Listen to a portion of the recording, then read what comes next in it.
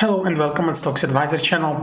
Today we will talk about BLNK charging company traded at Nasdaq, ticker name BLNK. Well, what is remarkable for BLNK is actually not the trading session of today that ended with showing upwards dark doji, actually kind of evening star candle, but also the fact that after trading session ended, BLNK charging announced its quarter 3 earnings report, and now the price is really fading, so it's already at the level of about minus 7.28%. and the question is, well, what's going to happen further?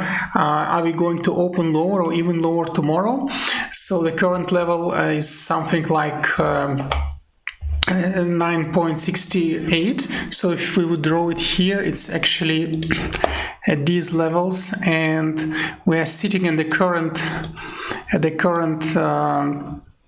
volatility point here, and the question is, well, is it the end of the story? Are we going to fade further or not? And if yes, when we can re-enter to the stock, and what would be the most interesting buying opportunities for BLNK?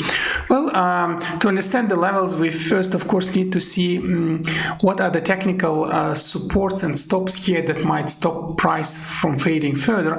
And with this respect, we need to understand current situation. So current situation before news were released actually was such that the price was volatiling already 4 months in the channel between 5.5 and up to actually 13. So actually the clear channel here was this one that started in July.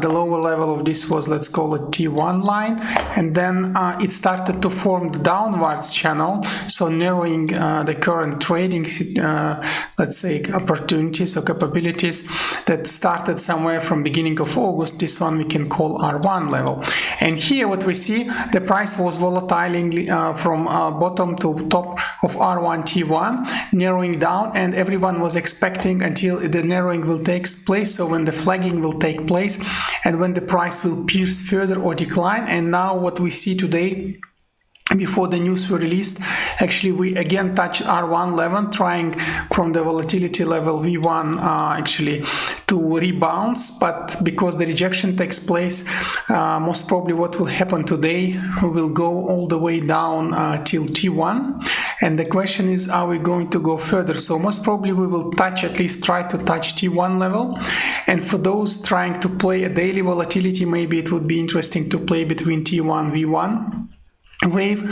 But overall, yeah, if you are more like to buy with some, let's say, serious considerations, it could be still too early or too dangerous, and maybe it's wise to wait for something lower. So what do we see here as the levels? If we look carefully, so there are several levels we can play. So the one is sitting here, it's the level of about 7 plus, and the next one is actually sitting just lower of it, it's 6, although it's too low, but still these are the levels here. And the best trading strategy for this one is to be very cautious and to enter with free levels, because still unclear how long the price could be thrown down, since giving earning reports, it might cancel all gains in price for the current quarter, meaning that we can actually return all the way somewhere of the level of 5, actually the lowest support line. Let's name the lines. So this would be then V1 line, this would be, let's do it from this side, S1 and S2. And of course we don't need to forget the lower level also we have here, that formed also in the beginning of July, and currently it almost coincides with moving average 200. This line, this would be then S3 line, and by the way, we have here three moving averages depicted on the daily diagram. It's moving average 20, 50 and 200, being green, blue and red lines correspondingly. On the left you see their depictions and legends. So coming back to the analysis, we are already minus 728%, so sitting somewhere in the vicinity of V1. Most probably tomorrow we'll start piercing further down. And with this being said, actually the best entry opportunity would be somewhere between S1, S2. actually below T1 S2, let's say, that would be the channel to buy. So anything in the vicinity S1, starting from T1 all the way till the middle S1, S2 channel would be the best entry option here. And then should the price go even further down, most probably it will seek the strongest support at the moving average 200, which is actually following parallelly with T1 trend, and then the average down opportunity would be anywhere in the vicinity of moving average 200. So actually it's a channel S2, S3, you can say. That would be the second entry opportunity here.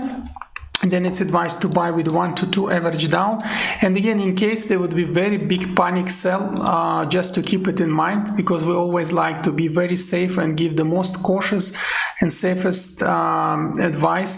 Here is the lowest support line, which is actually on the level of 3.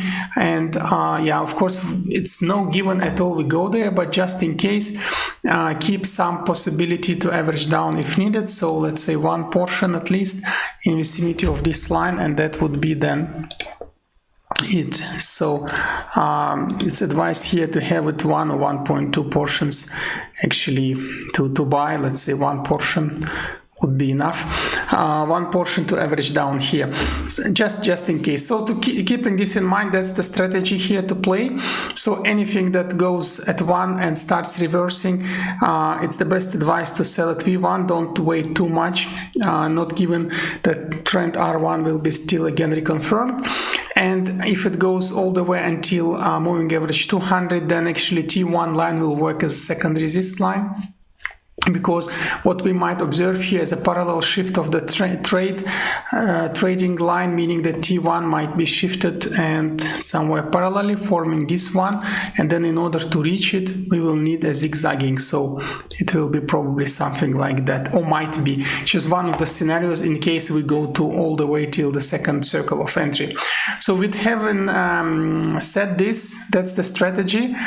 Quick play might take place again at S1 level, longer trade, longer play, more cautious, requiring more, let's say, patience. This will be somewhere at S3 level play. So with this, that's all for blink charging.